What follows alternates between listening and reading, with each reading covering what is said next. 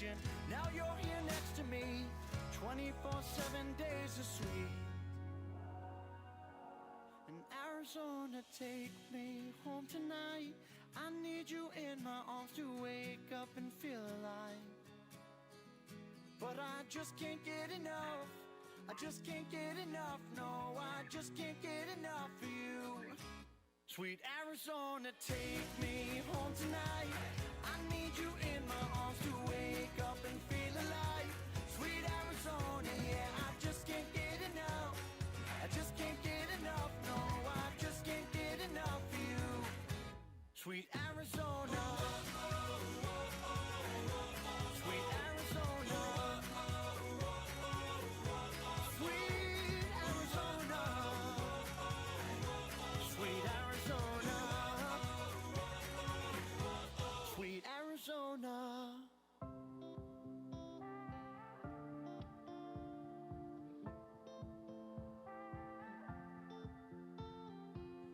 Early this morning, woke up holding my head, hearing my heartbeat pound. Shake to this mountain, keeping me in bed, reading the news, just trying to stay strong.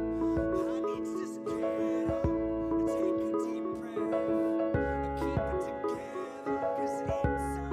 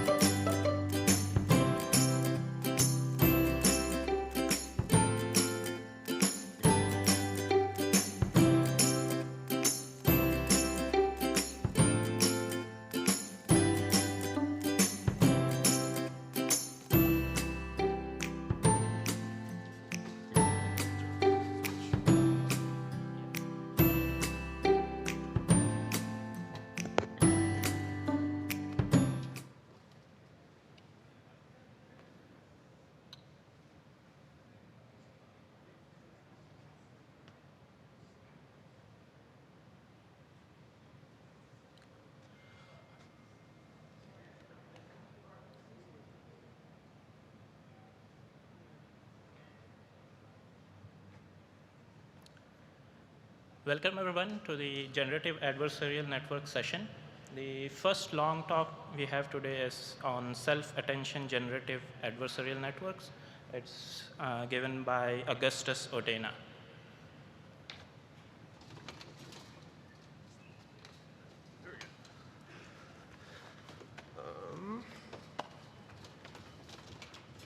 Here we are. All right, hey, I'm here to talk about self-attention GANs. This is work that I did with Han Zhang, Ian Goodfellow, and Dimitris Metaxas. Most of the work was really done by Han while he was an intern at, on the Brain team, where he's now a research scientist. He just couldn't make it to ICML. So we wrote this paper, let's see, mostly in the fall of last year, and it's been a while in GAN terms, and so I thought I would remind you which GAN paper in particular we're talking about. This is a visualization I made of like papers that are sort of representative of progress in the like conditional image synthesis task on ImageNet, and let's see. Oh, you can see it. Yeah, all right. The red thing is, the third row is the paper that we're talking about, right? And those are some St. Bernards that are generated by the model. Something that might be slightly confusing is that the big GAN paper, Brock et al., was presented at this iClear, right? So the chronology is a bit off because we were bad about submitting the paper.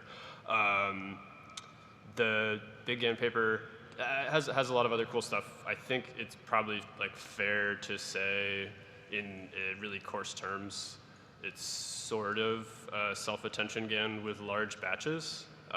So that's maybe the main selling point of the self-attention GAN, is that it gets you big GAN if you try hard enough. Okay, so what did we actually do in this paper, right? Three things.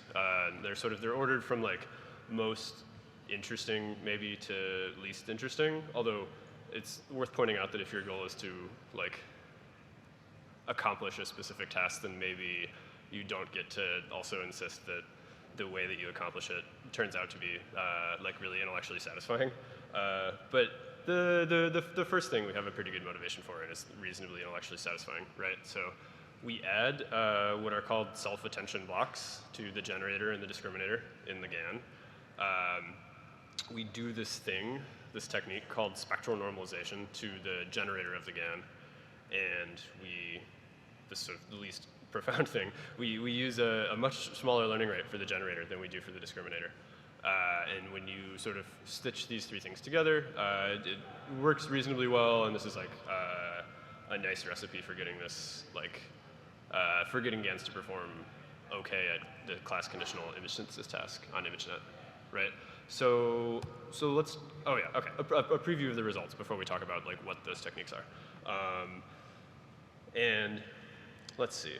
Yeah, okay, so what are the, you give results mostly for GAN papers now as a function of the inception score and the Frichet inception distance. And these are metrics that have been rightly criticized, but they're still sort of the best consensus metrics that we have, and so people continue to use them. And like in general, you see that when somebody does something that corresponds to like a big qualitative jump in performance, that like also these numbers shoot up. So it seems like they're maybe not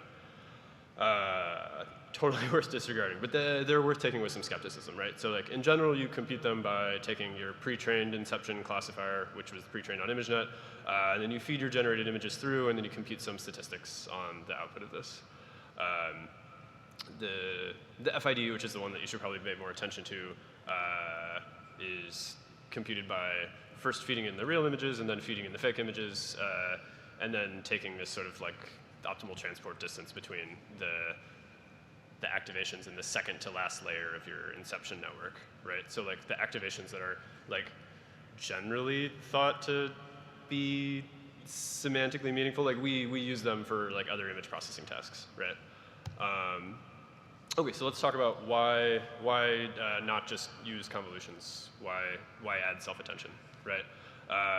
If you look at GANs up until like a year ago that were mostly constructed, the generators constructed with a bunch of, there are a bunch of different terms people have for this. I think deconvolution is the one that we've settled on maybe. It's not really a deconvolution in the traditional sense, but if you've implemented it again, you know what I'm talking about. So when you're generating, say, like the front right leg of a dog, in general you are referring to, you're doing this as a function of like some other volume.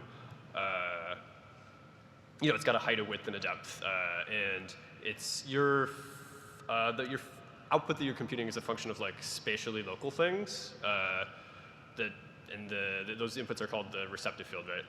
And there's a small receptive field for convolutions, and so you can imagine that when you're trying to generate the front right leg of a dog at like a sufficiently high resolution, maybe your GAN generator is not paying attention to the back leg of the dog, and so you have to reason locally about what a leg looks like, but you can't reason globally about how many legs there should be, right? And so this is a story. I don't want to like project too much confidence about this. This is a story about how you might end up with these like cows with 8 legs that everybody has seen, or I guess that a lot of people have seen, right? So to get around this, we took a cue from, like, there are a couple of other papers that are, I'm not as familiar, I don't want to make any really strong claims about like who introduced what.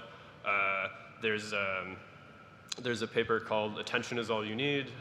There's this image transformer paper from the same set of people, and there's this non-local neural network paper that all kind of talk about a similar idea or set of ideas for how you can model long-range dependencies in the modality that we care about is images, right? But you might also care about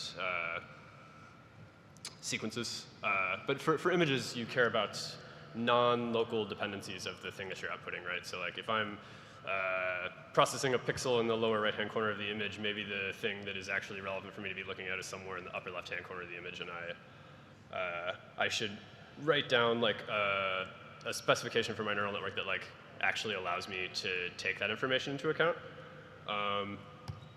So I've tried this. I've written down this equation, right? I'll talk about a little bit about what self-attention is in the context of GANs, right? So we have a volume that's our input and a volume that is our output. And for the purposes of this talk, let's pretend that we're preserving the dimensionality as we go from input to output. In practice, you don't preserve the dimensionality, like first because often you're in a context where you need to not preserve the dimensionality, and second because often if you preserve it, you'll run out of memory on your GPU or something like this, right? It's a computational consideration. But for illustrative purposes, pretend that we preserve our input volume and get our output volume. So what we do is at a particular location I in the output, we want to say, what am I going to put here? And what you put there is something divided by a normalizing constant that is the sum basically across all the possible input locations in the same thing, in the same volume that we're talking about, of some sort of like relevance score between your location that's the input and that other location under consideration, right? And you use this relevance score to weight a different function that is a function of that output, right? So I know that's kind of hand-wavy, so let's be more concrete about it. This yi is your single output location. And like I'm not, I'm only indexing the location with one index, right? But in an image we have height and width, but just pretend that we've unrolled it into like a single long vector, right? So your single output location gets computed as a sum of all these relevance functions, where the relevance function acts on the location where you're trying to generate an output and any other possible location in the image, right?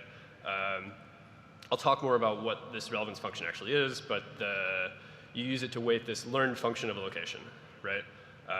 And the normalizing constant is just going to be the sum of all the relevance functions for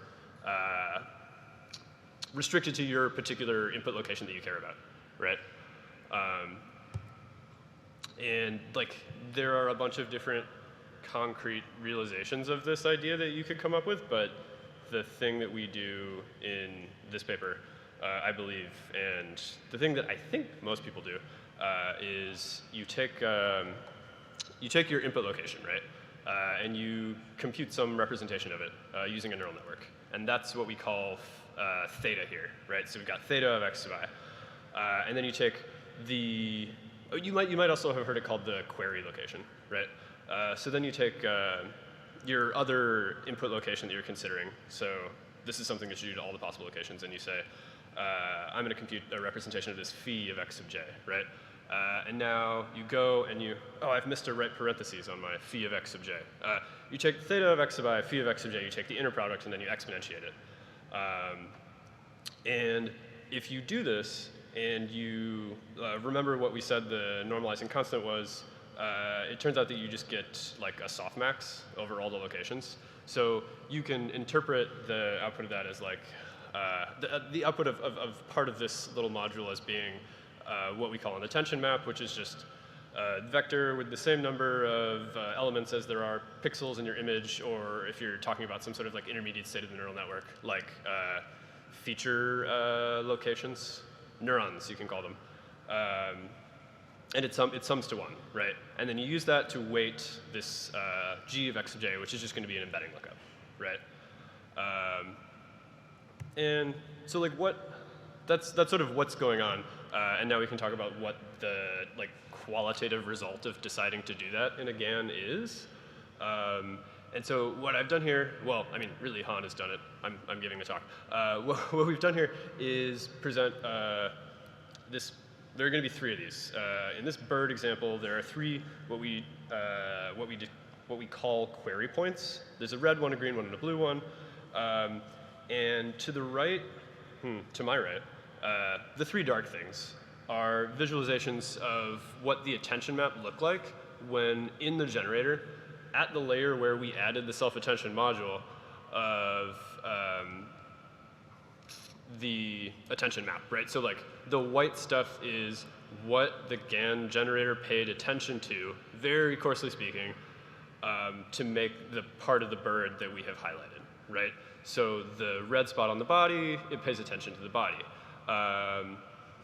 Slightly more interesting is if you ask about a query point that's in the background, it looks like, and again, this is very hand-wavy, and I don't want to project too much confidence about what is going on here, but it means something to look at it.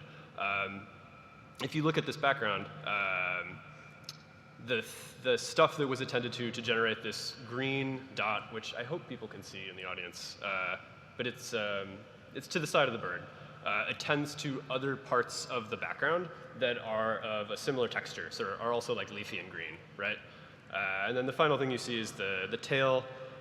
To generate a piece of the tail, I'm attending to the rest of the tail.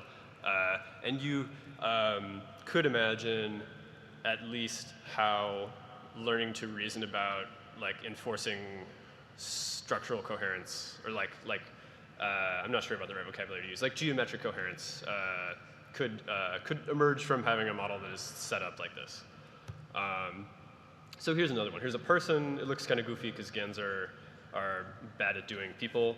I don't think, as an aside, that that's anything like intrinsically interesting. I just think there aren't very many people in ImageNet, and they're not like labeled in a special way. But what you notice is that if you have adjacent query points, like even if they're really close together, they can result in super different attention maps. And this is what you would hope to see if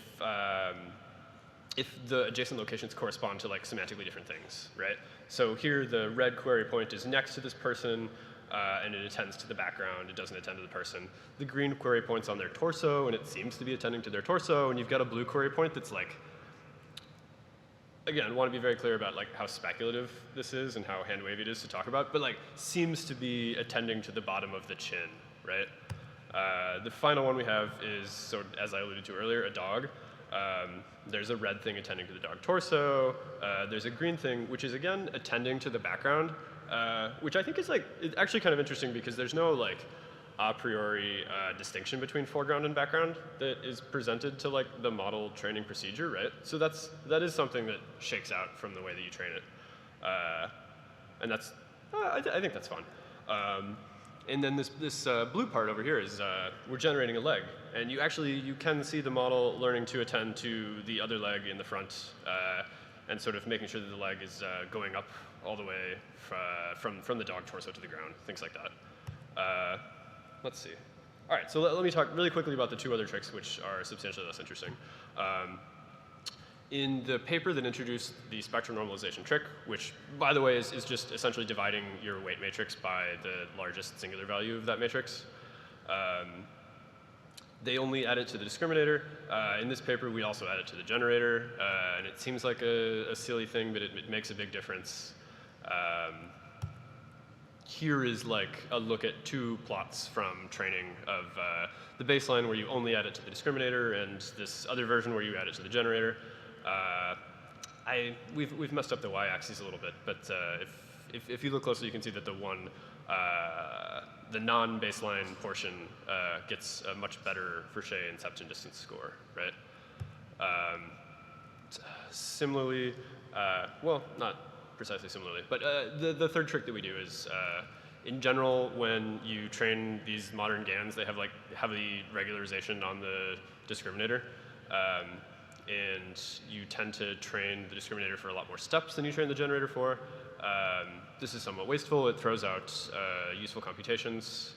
And it generally, like, you want to train the generator, right? You want to accumulate a certain number of generator updates. So if you're wasting all that time on discriminators, updates, your training will go more slowly than you want.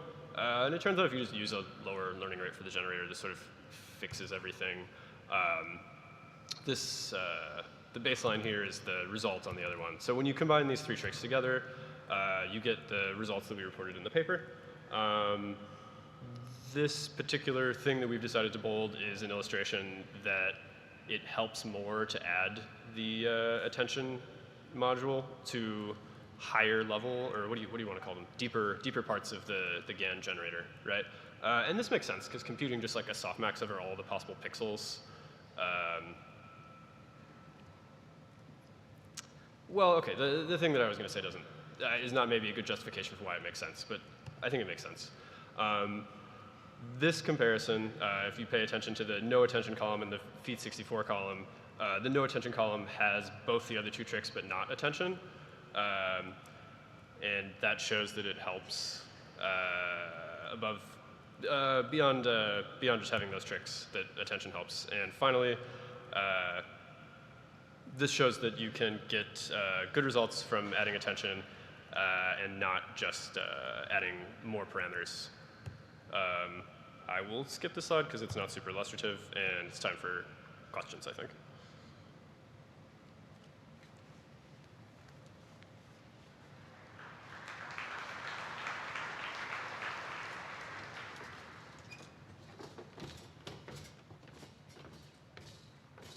We have time for a few questions from the audience. Okay, I can ask a question. Q&A section? Yeah. Okay. I can ask a question for you. So when you did the ablution study with the spectral normalization, what happens if we don't use any spectral normalization and still use only attention? Does it still work, or? Oh no, everything just breaks. Everything just breaks? Yeah. Do you know like what kind of interaction goes on? Like, I don't. It's very complicated, and like any sort of like fine-grained ablation that you might want to do to like try and tease that out is like pretty expensive, because like one instance of this took 2 weeks to train. So I think there are like interesting questions you could ask about the interaction between those things that haven't been asked for like boring logistical reasons. let's thank the speaker once again.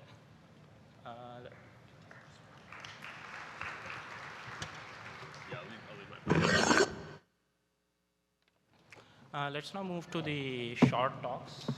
The first talk is by Zilian Chen on multivariate information adversarial ensemble for scalable joint distribution matching.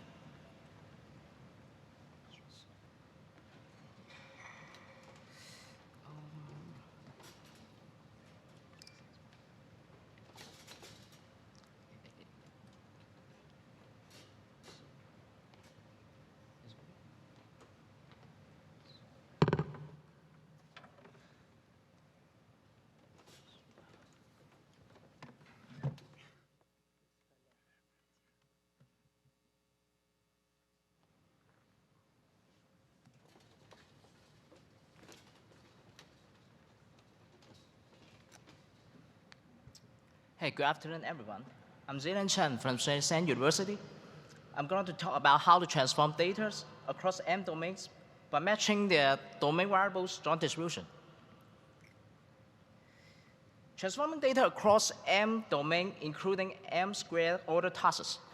The task can be simultaneously achieved by learning implicit generative models, like GAN or cycle-GANs, so as to make the models satisfy the joint density matching goal as illustrated. There were conventional two likes of methods to cover all transformation combination. The first like refers to cycle-GAN, joint GAN on their variants, and this method suffered combinatorial explosions in their parameters as M increases. And the second like denotes star GANs. And star GAN attempts to cover all transformation combinations by using a domain share single pipeline. But this scalable method lacks the theoretical explanations in the algorithms and performs technically fragile in many cases. In case of the weakness, we propose the third lines of methods for cross-M domain generation. Our methods start from adversarial learned inference models, what we call ALI. ALI is derived from GAN by introducing another inference networks to map the data back to the feature space. Then by sharing the feature variables that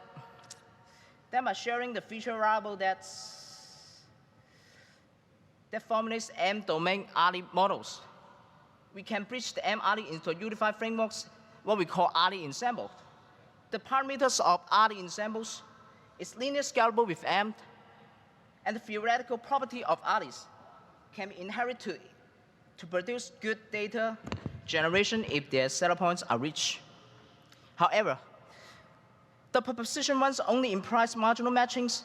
Even if the ALI ensembles have been perfectly changed, it still may transform the data in undesirable patterns.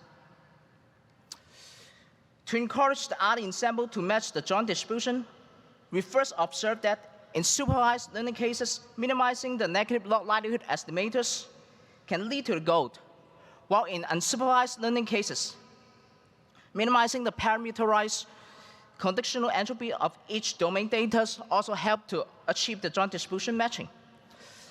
The joint distribution matching criteria are intractables and variant with ALI's formulations. To this end, we would like to maximize the parameterized multivariate mutual information with respect to each pairs of domains and their mutual feature variables. And we're going to show how this refers to the joint distribution criteria we have mentioned. Note that though negative multivariate mutual information terms is intractables, it is bound by a series of visible losses. The loss could be observed as conditional loss or cycle consistency loss that are rightly implemented. And more importantly, minimizing the series of losses can lead to the approximations of joint distribution matching criterions in supervised and unsupervised setups, and enforcing the learning ALI ensembles to match the M domain joint distribution matching.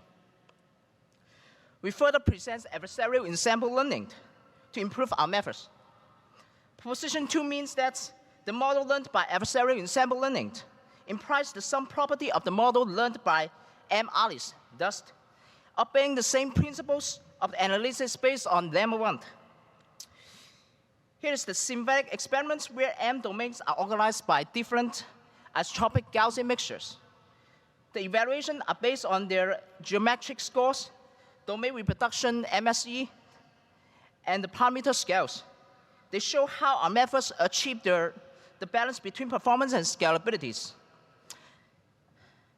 And here is the experiment based on 3-digit domains devised from MList by making different rotation, compared with cycle-GAN and star-GAN.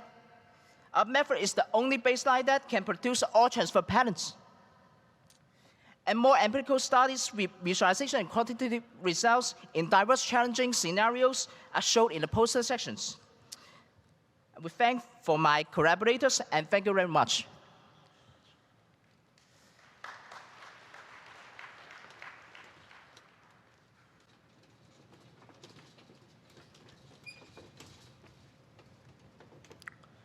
Next talk is on high fidelity image generation with fewer labels by Michael. Okay, hi, thanks for the introduction. So this is joint work with Mario Lucic, Marvin Ritter, Shawar Sai, Olivier Bachem, and Sylvain Gelli from Brain Zurich.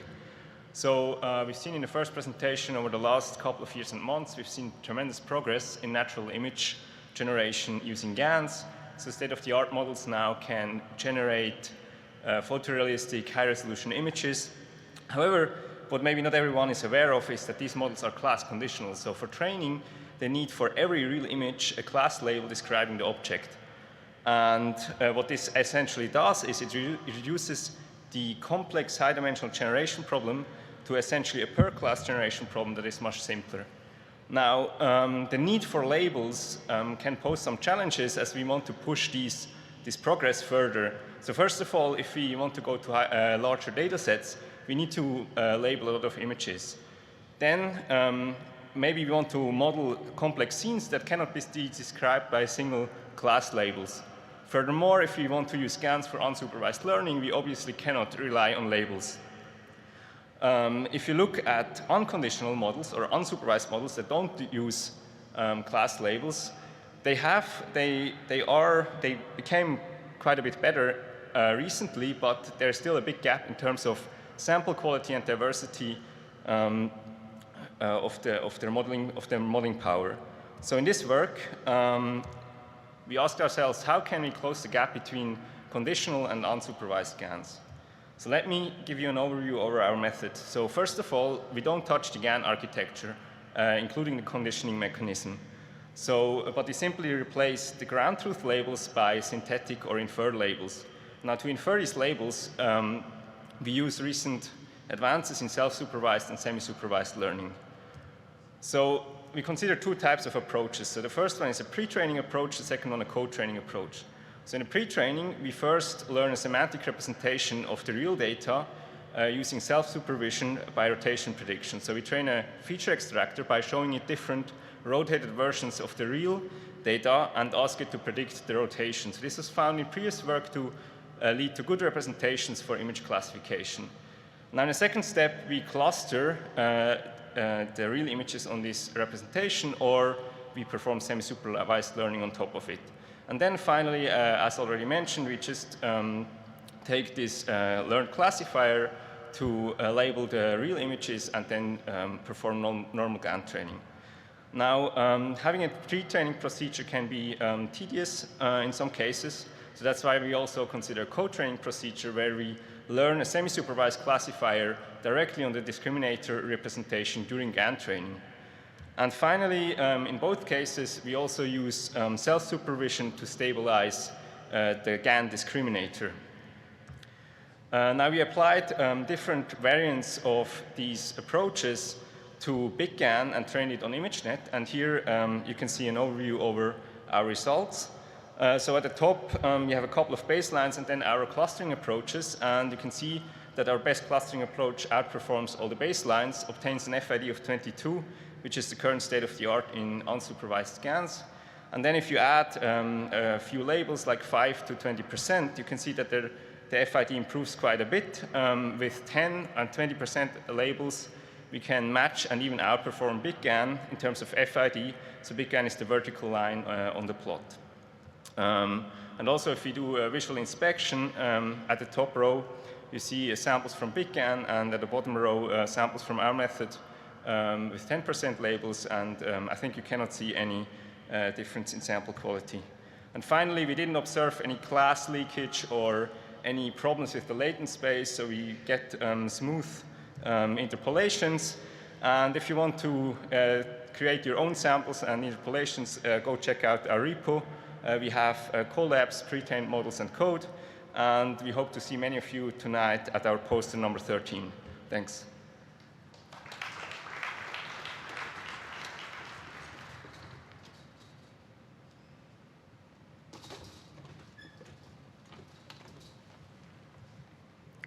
Our next talk is on revisiting precision recall definition for generative modeling by Ryan.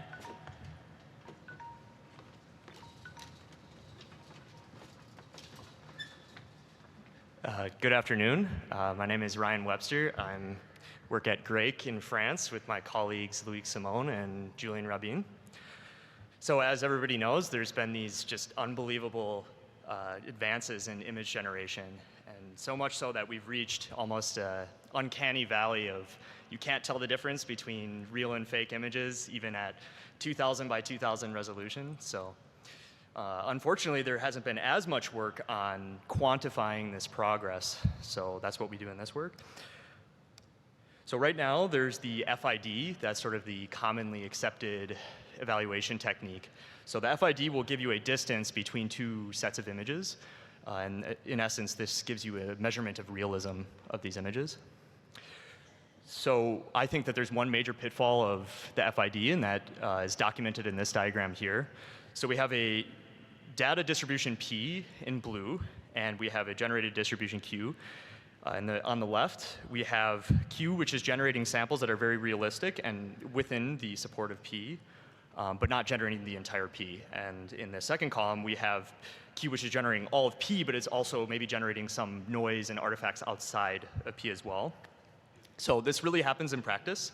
Below, we just have a simple model, GAN model on MNIST, which is generating digits on the left, it's generating digits very well, but only a few digits. And then on the right, it's generating all the digits, except there's maybe some noise and artifacts. So the FID actually can't distinguish these two cases. It'll give like a similar value. So now I'll define precision and recall. So precision is the probability that a random sample from Q will fall in the support of P. And then recall is the probability that a random sample from P will fall in the support of Q. So here's the first mathematical definition in the literature. This was from NIPS last year. So I'll just go quickly, but P and Q in the top equation are discrete. And yeah, so we actually compute an entire curve parameterized by lambda. So that's our first major contribution, is we extend P and Q to be able to be continuous distributions. So definition 1 gives us a theoretical description to compute the figure in the bottom right, which is the whole curve. And then theorem 1 gives us a way to actually compute the frontier of this region. Okay, so that's the theory, but how to compute it in practice. So that's our second contribution, is we connect this definition to a way to compute it with a likelihood ratio classifier. So in this case, the likelihood ratio classifier is basically determining, given a sample from a mixture of P and Q, did this sample come from P or Q?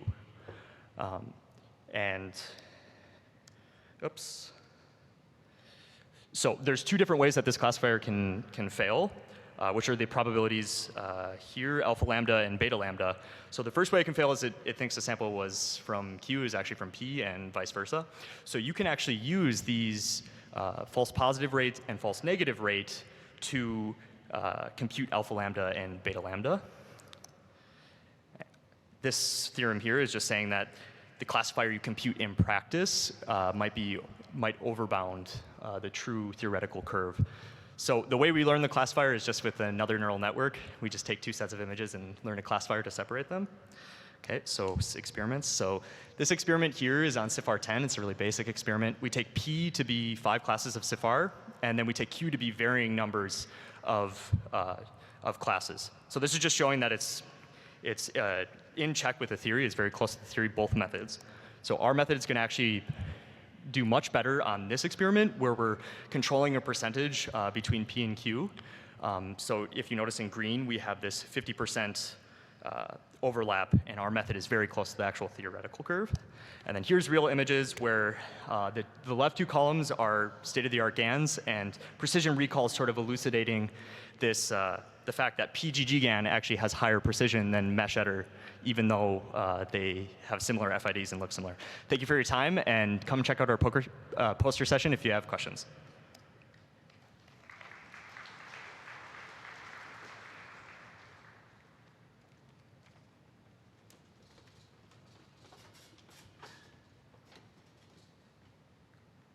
Our next talk is on Wasserstein laws for learning generative models. Thank you. How's it going? So today I'll be talking about Wasserstein laws for learning generative models. My name is Jonathan Dukler, and this is joint work with Wu-Chain Lee, Alex Lean, and Guido Montifar. So we'll discuss the Wasserstein-Gahn. We'll consider the Wasserstein-Gahn formulation, where we'd like to estimate a probability distribution P data that is coming from natural images, and we'll estimate it via a generator G theta and a critic trained alongside via a min-max optimization that is coming from the Kanatorovich-Rubinstein duality. And so in this duality, we are seeking for a maximizer between the two probability distribution integrated with respect to this critic. And we're seeking for a maximizer that's coming from a class C of functions that have a Lipschitz constant bounded by 1. In practice, instead of computing the Lipschitz constant, we are actually taking an estimate of it by computing the magnitude of the gradient with respect to the inputs. But this inherently assumes that we're using the distance between any 2 points as the L2 distance. So we suggest you should add additional prior knowledge when computing the Wasserstein, when computing distances between images. This is because images are not just any arbitrary vectors in this high-dimensional space. They are lying on this lower-dimensional manifold, and they satisfy additional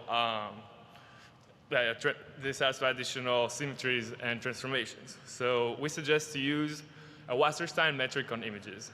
That is, given an image, we can actually describe it as a distribution itself by looking at the values over each pixel and normalizing by tau intensity. So now we have a distribution, and we can compare any 2 images by defining the distances between pixels, and then compute the distance, the amount of work it takes to go from one distribution to the other one.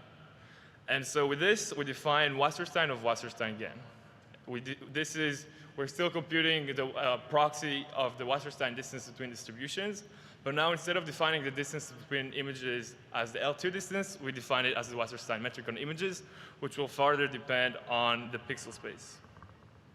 And this is, of course, very computationally intensive to compute, but we are able to utilize the Wasserstein's 2 metric Riemannian structure. So the Wasserstein 2 metric actually admits a Riemannian structure that enables us to compute the gradient of f with respect to the input under the Wasserstein 2 metric.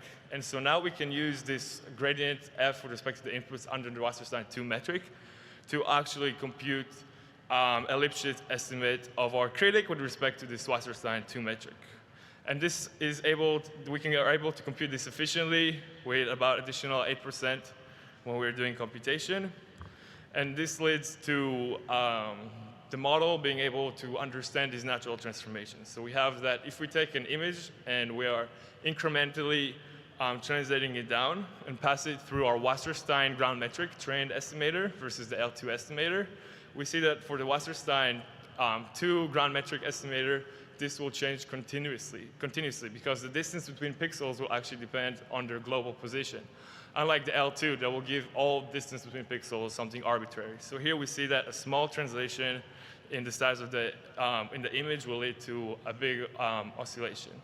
So if you want to hear more about the cool math involved in making this and the implementation, please come check out our poster tonight at poster number 15. Thank you.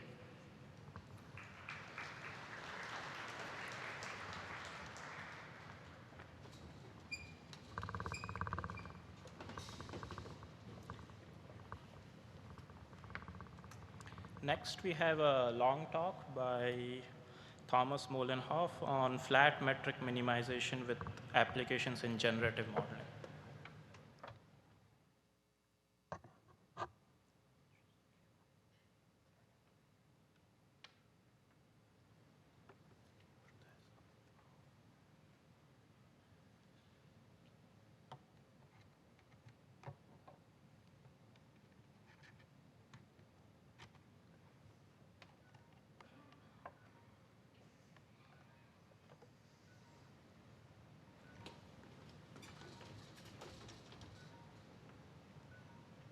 Hello, everyone.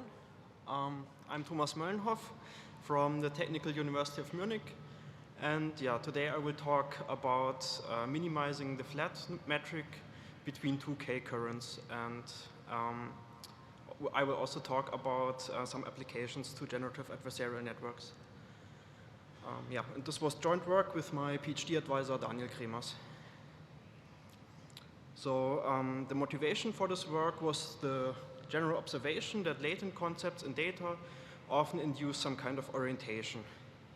So, and this orientation is, one way to model it is to consider tangent vectors to the data manifold.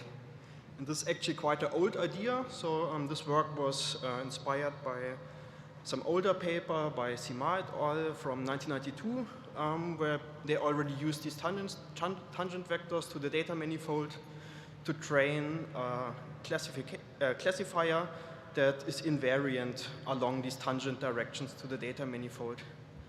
And basically the idea of this work is, instead of training a classifier that is invariant, to train a generative model that behaves equivalently to these tangent vectors.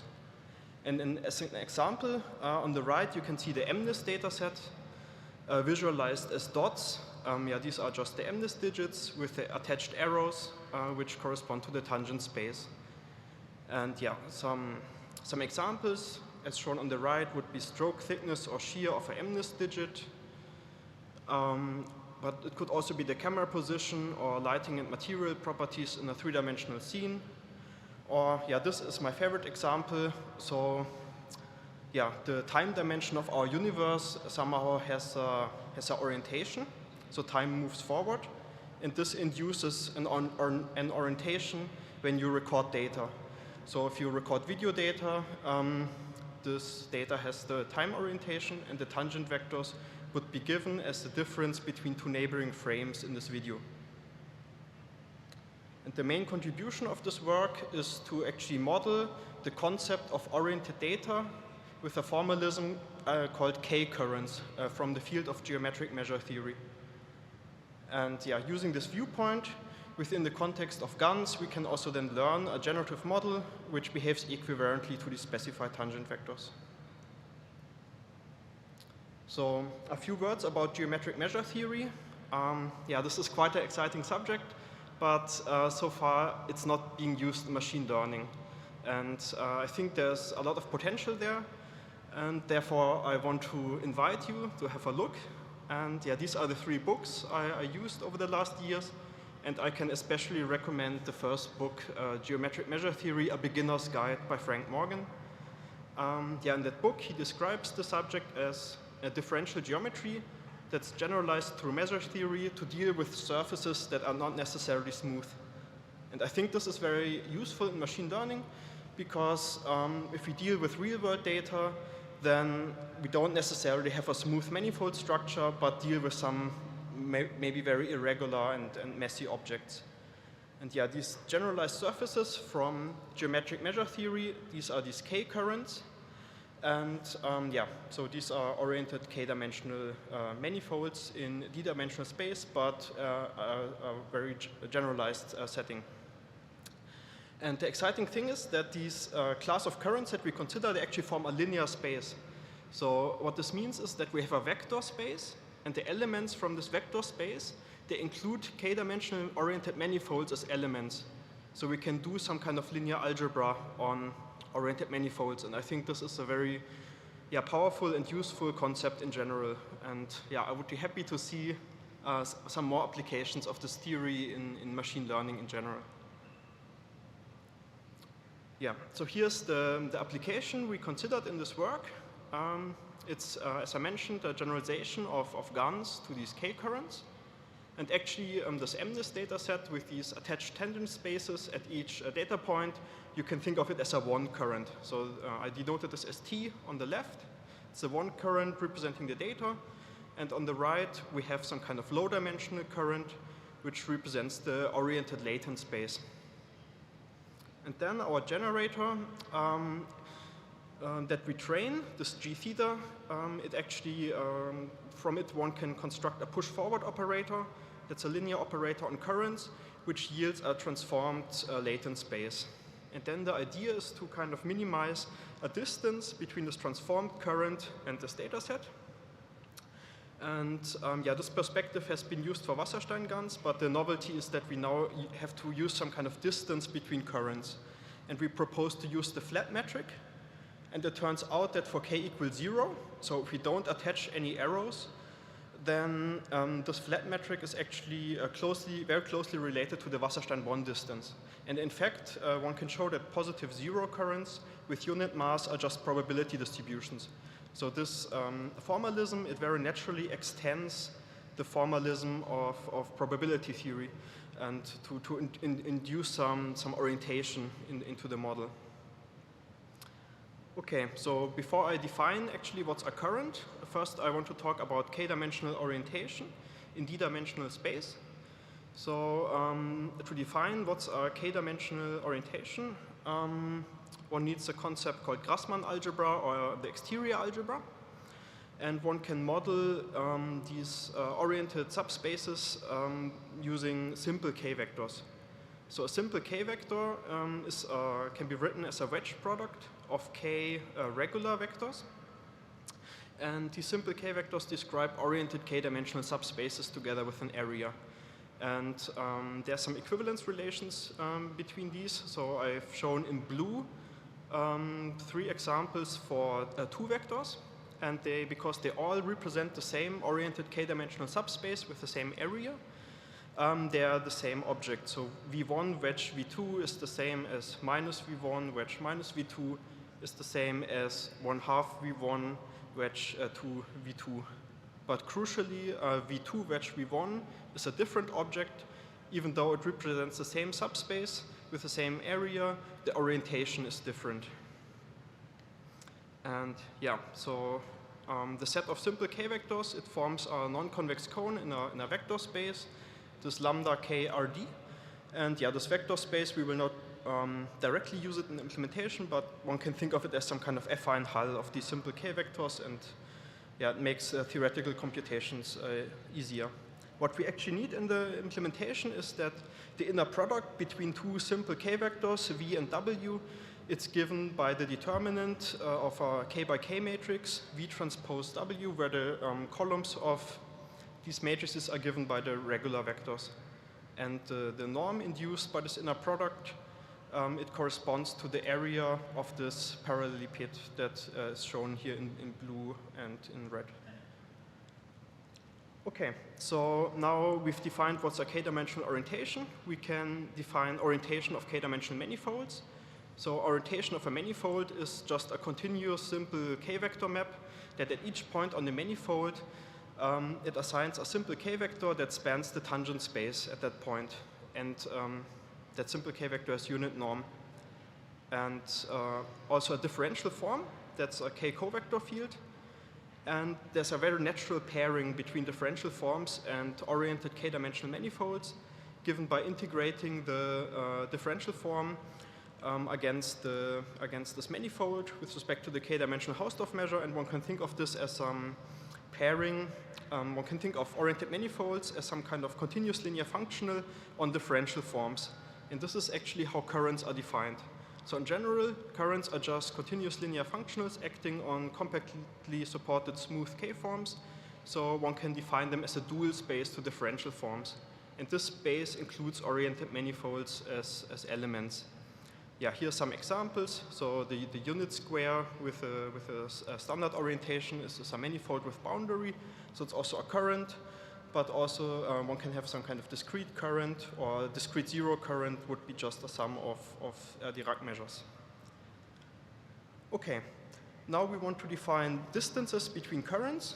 And for that, we need to introduce a few more concepts, like the mass of a current.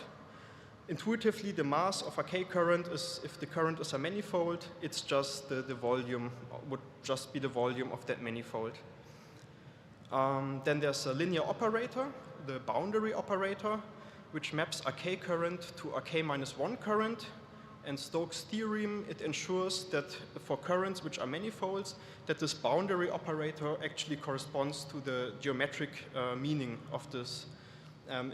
Actually gives you the boundary of that manifold. And yes, so the space of currents that we work with have finite mass and finite boundary mass, and these are called normal. And yeah, so with this theory, developed theory, we can actually get a nice geometric view on the Wasserstein-Bonn distance, which is also called the Beckmann formulation of the Wasserstein distance. And yeah, it's as follows. So we can write Wasserstein 1 as a minimization over a 1 current, and we want to minimize the mass of that current, subject to the constraint that the boundary is the difference of the two probability distributions S and T. So as an example, if S is a Dirac measure at X, T is a Dirac measure at Y, then the minimal current, which has these two as a boundary, would be the straight line connecting X to Y. And using this idea, the question is whether we can generalize the Wasserstein distance kind of from 0 currents to general K currents. But there's a problem, which is that not every K current can be written as the boundary of a K plus 1 current. So that's why in the definition of the flat metric that we're going to use, it looks slightly different. So the flat metric is a metric between two normal K currents, S and T, and it's defined similar as the Wasserstein 1. So we write S minus T. We want to write it as the boundary of some current which is 1 dimension higher. But since this is not always possible, we also add a correction term or some error term A. And then we try to minimize the mass of this current which is in 1 dimension higher, and also the mass of that correction term. And yeah, for lambda going to infinity and for 0 currents, one recovers the Wasserstein 1 distance, but in general it's different. And yeah, so by Fenchel-Rockefeller duality, yeah, classic convex duality, one can also get a dual definition or a dual formulation of this flat metric, which will be useful for this primal dual formulation in the GAN. And there, yeah, one can also see a bit the connection to the Wasserstein distance. If lambda is very large, we just have the constraint on the exterior derivative of the differential form omega. And if it's a 0 form, then the exterior derivative will just be the gradient, and that's the usual Lipschitz constraint of the Wasserstein 1 distance. Yes, and the important theoretical result about this flat metric is that it metrizes the weak star convergence on normal currents. So if the current S and T, if they approach each other, if and only if the flat metric goes to 0. Yes, so this is then the minimization problem that we aim to solve. We minimize the flat metric between the push forward of the latent space and the data current with respect to the parameters of the generator.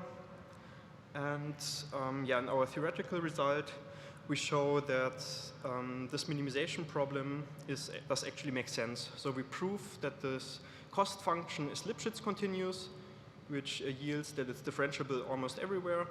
And yeah, if the parameter space is compact, then also we get existence of a minimizer for this optimization problem. Okay, and then for the practical implementation, we use the dual formulation of this flat metric, apply linearity, apply the fact that the push forward of the current is defined as the pullback of the differential form, and then we plug in the definition of the data current, which is just a discrete sum of the data samples with the attached tangent planes, and we plug in the definition of the latent space, which is a probability measure that's combined with the unit orientation. If we plug this into the formulation, we arrive at the following objective, which looks very similar to the Wasserstein GAN, but also interestingly, the gradient of or the Jacobian of the generator with respect to the input appears in the objective. And yes, so this is implemented in the usual way. So the differential form is given by a deep net and the generator also. And similar to the Wasserstein GAN GP, we implement the constraints with penalty terms. And the Jacobian vector products can actually be computed with autograd. And the inner product between the simple k vectors boil down to computing a k by k determinant. And then the model is trained by classic alternating stochastic gradient ascent descent. And in practice, we use the Adam optimizer. So here we illustrate the effect of increasing k on a simple toy data set. So here we just picked 5 points on a circle as a data set, and for k equals 0, the formulation is just the Wasserstein GAN GP, And we can see in orange, I've shown the push forward of the latent space. So that's kind of the learned distribution. And it concentrates on the points. But the small black thing that you can see, it's a walk along the first latent dimension. And that's not very informative walk. And if we add tangent vectors to our data, we can actually learn an equivariant latent representation. So if we change the first coordinate in latent space, we get a behavior that behaves equivariantly to the specified tangent vectors. And we can learn a latent representation of the circle. We also applied this to different data sets, such as the MNIST data set, where we specified a 2 vector at each point, corresponding to rotation of the MNIST digit and the stroke width of the MNIST digit. And again, we get this equivariant behavior. We also applied this to the small knob data set, where we specified a 3 vector corresponding to camera position and the lighting in the scene. And we applied this also to video data, where the tangent vectors are given by the difference between 2 successive frames in the video, and we can learn a latent representation of time. So if we vary the first latent coordinate, we get some behavior that would correspond to changing the time, such as people walking along the beach or waves on the beach. So yeah, that's everything. Looking forward to see you at our poster, number 16 tonight, and the code is also online. Thank you.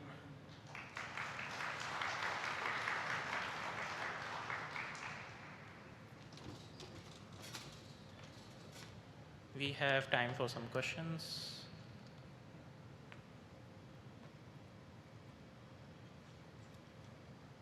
There's a mic over there.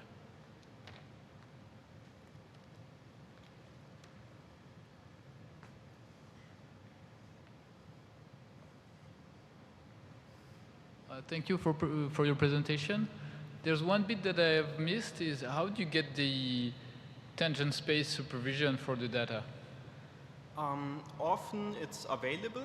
So for video data, for example, you can take the difference between 2 successive frames and then you get the tangent vector. Or if you have some kind of 3D scene and you have a renderer or so on, you can also use that one to generate the kind of the tangent vectors. So that you can compute them in practice by computing a difference image between two images. And for the MNIST experiment, how do you get the? Excuse me, I didn't understand. For the MNIST experiment, they were computed by rotating the MNIST digit and deleting the MNIST digits and then taking the difference. Okay. And in practice, you have to do some smoothing also to make it work. But yeah, that's you can see in the code that's online. Okay, thank you.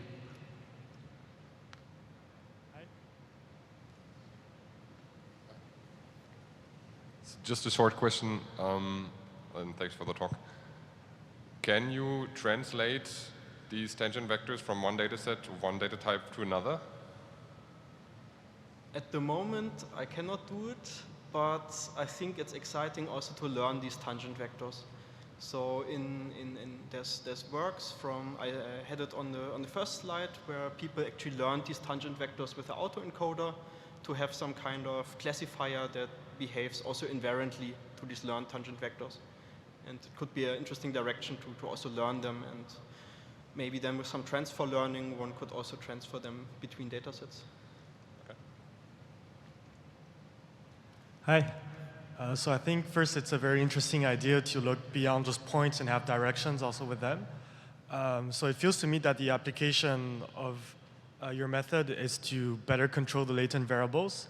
So how would you conceptually compare this with like just semi-supervised VAE, for instance, which also allows you to control the semantics of the latent variables? Yeah, so first of all, the novelty is somehow this connection to geometric measure theory. And yeah, semi-supervised VAE, I'm not super familiar with it. But compared with kind of unsupervised methods, which try to achieve the same, like learning disentangled representations, such as an infogun or so on, actually they can be combined. So it's somehow an orthogonal direction. One could just add another mutual information term on the generator, and then some representations could be somehow discovered through these tangent vectors, and some representations could be discovered in an unsupervised way. So could you imagine, sorry. Oh, okay. So as tangent directions, could you imagine using the usual ones that you put like in semi-supervised learning, for instance? Like, could it be labels also as tangent directions, or it has to be continuous? No, they really have to be tangent vectors, but the method could also be combined with a conditional gun, kind of, you could also provide labels. So like it's kind of orthogonal to these existing conditional methods. Okay, I see. I'm just curious how many different types of tangent directions you can pick for your method.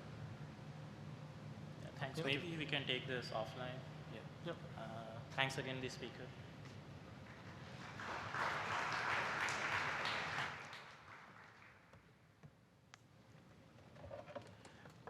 We'll move back to the short talks. Next talk is Entropic GANs meet VAEs, a statistical approach to compute sample likelihoods in GANs by Yogesh.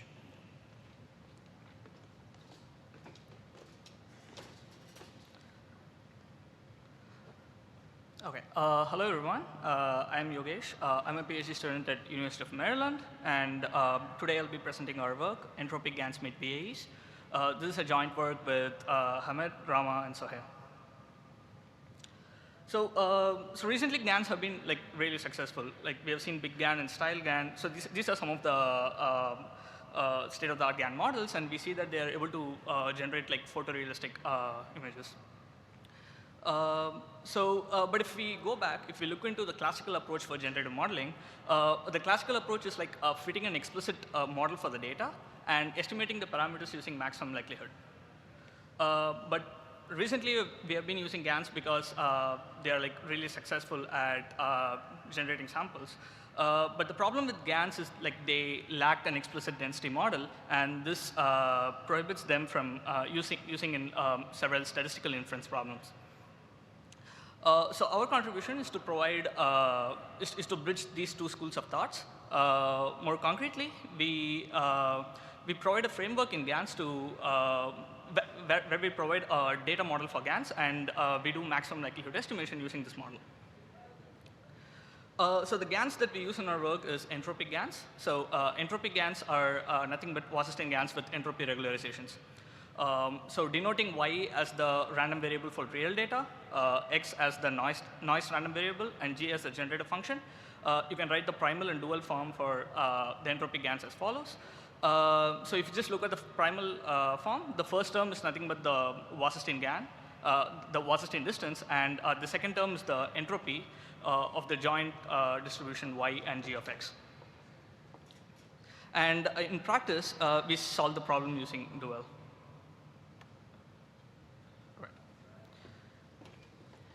Now we introduced one of the novelty of our work is we introduce an explicit data model for entropic GANs.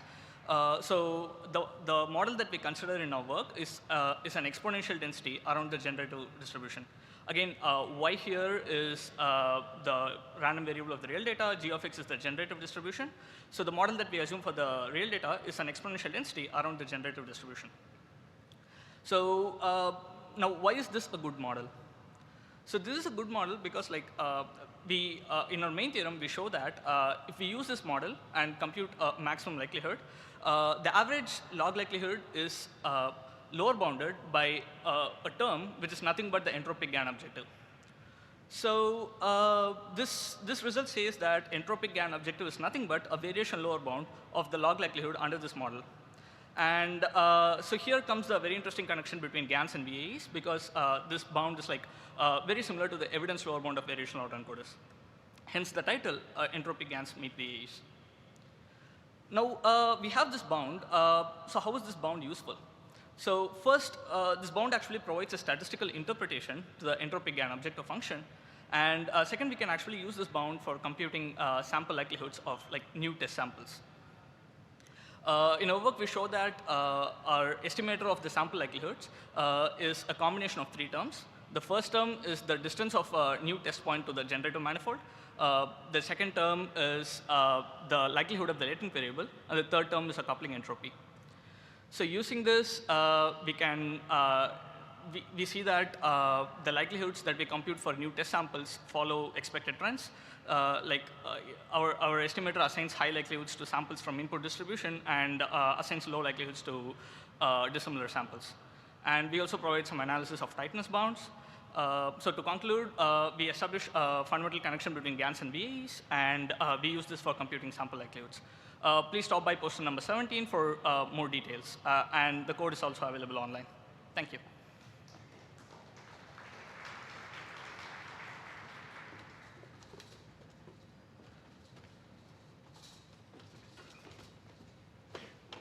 Next talk is on non-parametric priors for generative adversarial networks.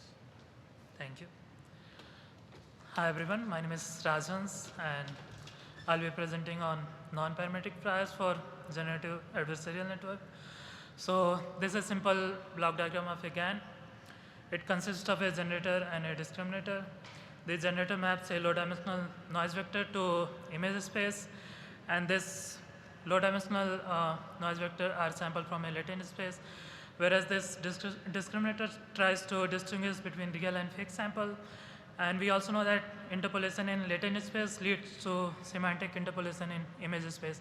And also this latent space, people often take like parametric distribution like normal and uniform.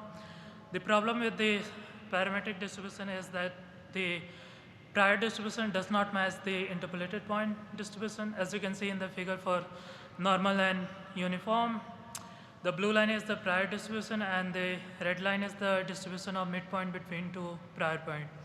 So as you can see that both this distribution are quite different from each other, and this is for one-dimensional case. As you increase the dimension of the latent space, this distribution mismatch become much worse. So the GAN is trained on the prior point to generate realistic image, whereas when it is used to interpolate, it loses fidelity because of this distribution mismatch issue. So we address this issue by posing this problem as an optimization problem. So given any two prior point x1 and x2, the interpolated point can be written as convex combination of these two, x1 and x2. And the PDF of this interpolated point can be written in the form of q of x and lambda as shown in the slide. So our goal is to minimize the divergence between the prior distribution p of x and the interpolated point distribution q of x and lambda. So in order to make this problem tractable, we restrict the domain to be between 0 and 1, and we discretize the bin into around discretize the domain into around 1000 bin. So in the blue box, as you can see, is our optimization problem. So what we want is we want to search for a prior which has minimum divergence between the prior distribution and the interpolated point distribution, which is subject to various constraints. The summation of probabilities should be equal to 1. The variance should be greater than certain positive number, and the probability of each of the bins should be a positive number. So we solve this optimization problem by using interior point method, and this is how our solution look like. So the blue line is the non-parametric distribution, and the red line is the corresponding midpoint distribution. As you can see, both overlap well with each other. So we use a standard DC GAN architecture for our experiment, and we tested our non-parametric prior on 4 different data sets. So this figure shows interpolation between 2 points such that interpolation line passes through origin. As you can see, the difference in image quality around the center of the panel. These are the points sampled near the origin of the latent space. So for normal and uniform, these points are, if you sample points around the origin, the quality of image will be worse as compared to the prior point. Gamma and Cauchy are other two priors which are proposed to solve this distribution mismatch issue. And the fourth is our non-parametric distribution. These are some quantitative results on celebrate dataset and bedroom dataset. So as you can see, for uniform and normal, if you go around the midpoints of interpolation, the performance drops as compared to the prior point, whereas our non-parametric perform equally well on both the prior and the midpoint. To conclude, we propose a non-parametric approach to search for a prior which has minimum divergence between the prior distribution and the midpoint distribution. And our non-parametric prior provides better quantitative and qualitative result as compared to the standard prior like normal and uniform distribution. And our non-parametric approach can be used to impose other interesting constraints like extrapolation. Yeah, that's all from me. Thank you. If you have any question, come see me at poster number 18. Thank you.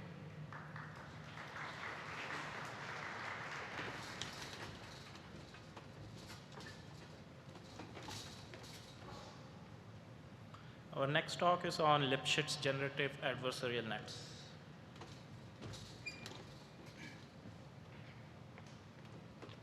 Hi, this is Zhiming Zhou, and I will introduce the Lipschitz generative adversarial nets. This is a joint work with Jiadong Liang and Zhihua Zhang from Peking University and Lantao Yu from Stanford University. In this paper, we will study GANs with a generalized formulation. As usual, there is a generative function G that maps a random noise to a data sample. And there is also a discriminative function that providing a one-dimensional score for each data sample. The key here is that we will have also a loss metric on top of the discriminative function. Different choice of those loss metric will result in two different GANs. For example, if phi x equals to log sigmoid x, it will result into the original GAN formulation. And if phi x equal to x, it will be the Wasserstein GANs, and so on. Note that the different GANs also might differ from the restriction on the discriminative function space, and which we will denote the discriminative function space as the capital F. In this paper, we will study the convergence of GANs with the notion of gradient uninformativeness, which refers to the problem that the gradient provided from the optimum discriminative function does not contain any information about the real distribution, and thus will fail to guide the generator. Our first conclusion is that if there is no restriction on the discriminative function space, then the GANs must suffer from such a gradient uninformativeness issue. This is because that in such unrestricted GANs, the optimum discriminative function is independently defined on each point. So when a generated sample is not surrounded by the real samples, the gradient of f star x will reflect no information about the real distribution. We have further showed that GANs with some trivial restriction on the discriminative function space may also suffer from this issue, and GANs with some new forms of Wasserstein distance may also suffer from this issue. By contrast, we will show that our proposed Lipschitz GANs will never suffer from this issue. So what is the Lipschitz GANs? Lipschitz GANs are based on the generalized formulation of GANs, and we will have an extra terms that parallelize the Lipschitz constant of the discriminative function. We show that as long as the loss matrix satisfies a simple condition, the resulting formulation will be a sound GAN formulation and has many good properties. The required condition is that phi x is an increasing function with non-decreasing derivatives. The Lipschitz GANs has the following properties. The optimum discriminative function exists, and it will be unique if the phi x is strictly convex. There is a unique Nash equilibrium, and when it is not at the Nash equilibrium, then for the gradient for each generated sample will directly point towards a real sample. Empirically, the gradient uninformativeness behaves as a noisy gradient, and we have experimentally verified that the gradient in the Lipschitz GANs is directly pointing towards real samples. Practically, the uniqueness of the optimum discriminative function will lead to the stabilized discriminative functions. And Lipschitz GANs with different choice of phi x will consistently outperform the Wasserstein GANs. In summary, we show that many GANs other than Lipschitz GANs may suffer from a gradient uninformativeness issue, and the proposed Lipschitz GANs has many good properties with theoretical guarantees, and it in practice consistently outperforms the Wasserstein GANs. That's all. Thank you. Welcome to our poster in this unit, and thank you.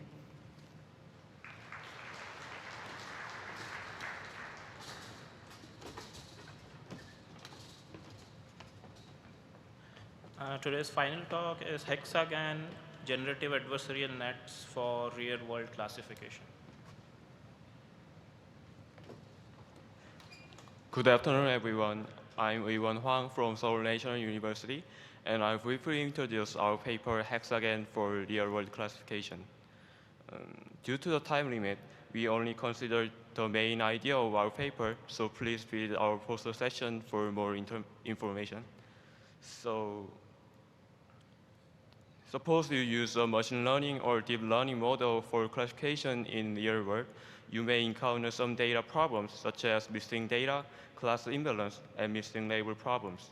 First, as shown in the right figure, missing data problem can be solved by filling missing elements in data, and this is called missing data imputation. Class imbalance problem can be solved by imputing the entire elements conditioned on a certain class, and this is called class conditional generation. Missing label problem can be solved by imputing missing class labels using a classifier, and this is called semi-supervised learning. From the three definitions above, we can see that the common keyword is imputation. Therefore, we propose a generative adversarial network to solve the problems effectively. Now, let me introduce how we solve these problems. First, we used a generative adversarial network with three components to solve the missing data problem. If I zoom in this blue, and it will be shown like this, and the encoder and generator try to fill missing elements with appropriate values. And an interesting thing is that the discriminator distinguishes between real and fake with element-wise, not instance-wise. And you also propose an adversarial loss function and gradient penalty for element-wise missing data imputation. To solve the class imbalance problem, we used class conditional generation, and if I zoom in this green part, it will be shown like this. And a new pair of generator and discriminator is adopted, and the generator creates a realistic hidden variable conditioned on the minority class, and the generator for missing data imputation, which is mentioned on the previous slide, imputes the entire elements. To solve the missing label problem, we use semi-supervised learning, and if I zoom in this purple part, it will be shown like this. And we used the method inspired by TripleGAN, and we found that the classifier and the discriminator for missing data imputation are in an adversarial relationship. So I'm going to emphasize that these are not three separate models, and this is one model which is called Hexagon. The six components of Hexagon interact with each other to solve the problems effectively. And we also provide some theoretical justification for our method. The first theorem is that the global optimality of the adversarial loss function for imputation. And the second one is that the loss function for semi-supervised learning satisfies the definition of the ODM cost. An interesting property of the ODM cost is that the global minimum of the supervised cost function is also a global minimum of the ODM cost. Therefore, the semi-supervised learning also serves as guides for supervised learning. Our experiment shows that Hexagon outperforms other existing methods in missing data imputation and real-world classification. In summary, we define the three problems in real-world classification in terms of imputation and propose Hexagon. The six components of Hexagon interplace with each other to solve the problems effectively.